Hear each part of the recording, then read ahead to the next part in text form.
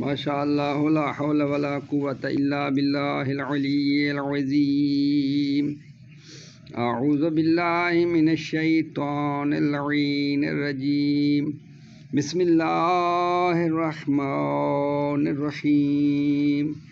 الحمد للہ رب العالمین والصلاة والسلام علی سید الانبیاء والمرسلین وآلہ الطیبین الطاہرین المعصومین الذین اذھب اللہ عنہم الرجس وطہرہم تطہیرا۔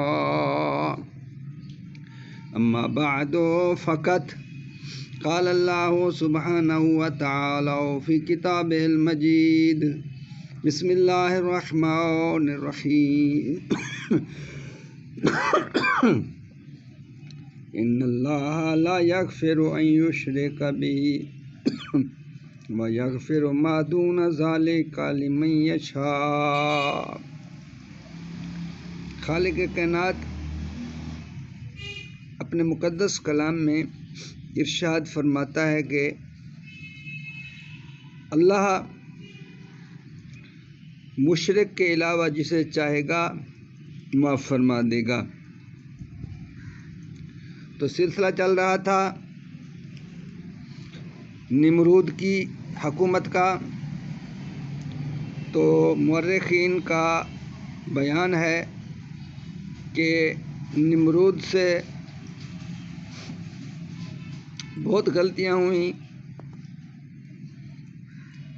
ان سب غلطیوں میں سے بڑی غلطی جو تھی وہ تو شرک تھا، بلکہ وہ صرف شرک نہیں کرتا تھا بلکہ اس نے اپنے آپ کو خدا منوا لیا تھا۔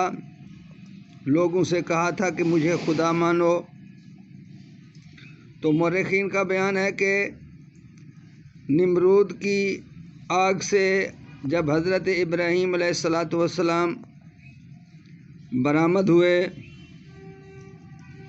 اور برآمد ہونے کے بعد بالکل صحیح سلامت تھے، تو حضرت ابراہیم علیہ السلام بحکم پروردگار نمرود کے پاس تشریف لے گئے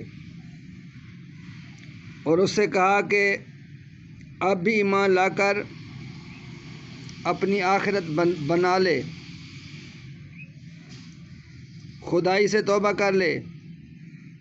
اس نے کہا اس کا کوئی امکان نہیں ہے، اے ابراہیم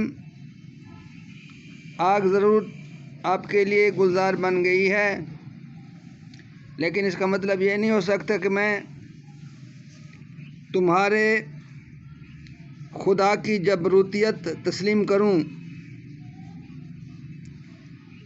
حضرت ابراہیم علیہ السلام نے فرمایا کہ وہ بہت بڑی طاقت کا مالک ہے، اس کے مقابلے میں تیری کوئی ہستی نہیں ہے۔ یہ سن کر نمرود کو پھر غصہ آ گیا، کہنے لگا میرے پاس جس قدر لشکر ہے وہ تمہارے خدا کے پاس نہیں ہے۔ حضرت ابراہیم علیہ السلام نے فرمایا کہ تیری طاقت ہی کیا ہے، ہمارے خدا کے مقابلے میں تو کچھ بھی نہیں ہے۔ تو اس کا کیا ذکر، خود میرا مقابلہ نہیں کر سکتا۔ یعنی حضرت ابراہیم علیہ السلام نے فرمایا تو میرے خدا کا کیا مقابلہ کرے گا، تو میرا مقابلہ نہیں کر سکتا۔ نمرود نے کہا کہ اچھا میں اپنا لشکر جمع کرتا ہوں اور آپ اپنا لشکر بلا لاؤ۔ حضرت ابراہیم علیہ السلام نے اس چیلنج کو قبول فرمایا اور چیلنج قبول فرمانے کے بعد پھر ایک دن مقرر کر دیا گیا اور نمرود نے بہت بڑا لشکر جمع کر لیا۔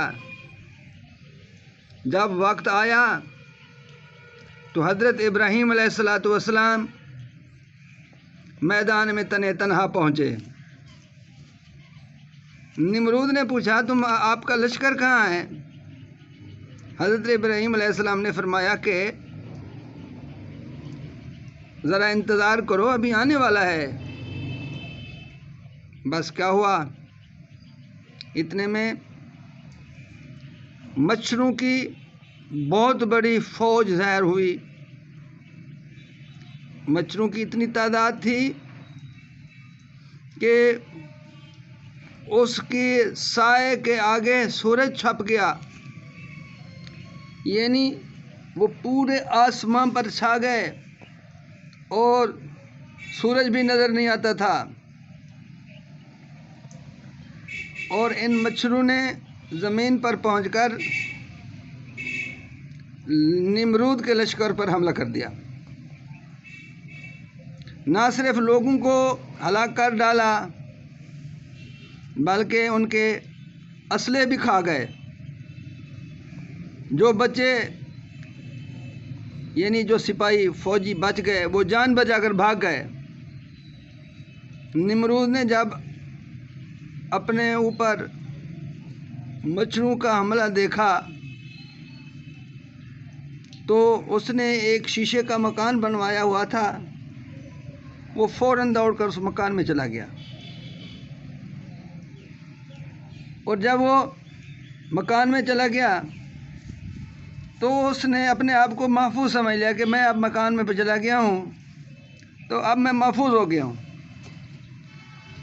مگر ایک لنگڑا مچھر کسی طرح اس کے ساتھ وہ بھی اس مکان میں داخل ہو گیا، اور جب وہ مکان کے اندر اپنے آپ کو اس نے چھپا لیا تو وہ مچھر جو تھا، لنگڑا مچھر، وہ اس کے ناک کے ذریعے اس کے دماغ میں چلا گیا۔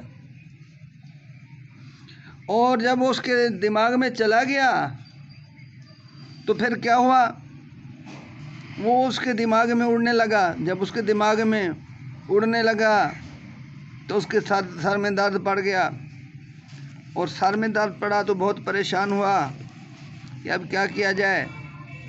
تو اس نے نوکروں کو بلایا کہ میرا سر دباؤ، تو نوکر اس کی طرف آئے، انہوں نے اس کا سر دبایا لیکن وہ بالکل ٹھیک نہ ہوا۔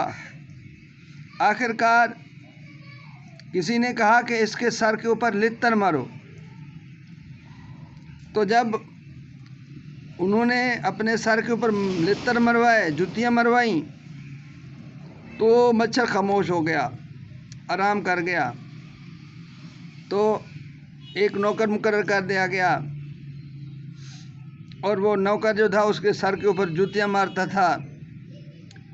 جب تک وہ جوتیاں لگتی رہتی تھیں تو وہ مچھر جو ہے وہ آرام کر جاتا تھا، اور جب جوتیاں رکتی تھیں تو مچھر پھر اڑنے لگ جاتا تھا اور اسے پھر سر میں درد پڑ جاتا تھا۔ تو مورخ لکھتے ہیں کہ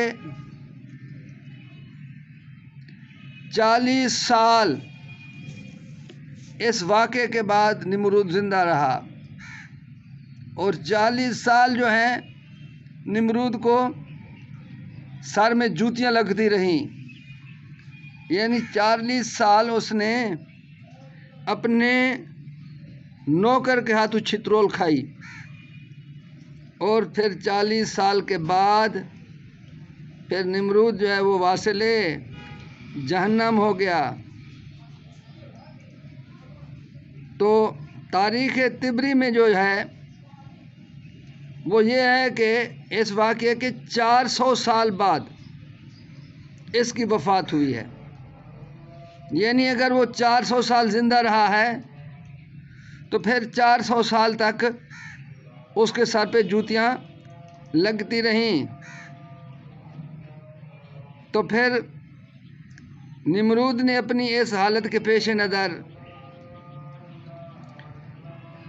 حکم دیا کہ فوراً حضرت ابراہیم علیہ السلام کو مملکت بابل سے باہر بھیج دیا جائے۔ چنانچہ حضرت ابراہیم علیہ السلام وہاں سے ہجرت فرما گئے۔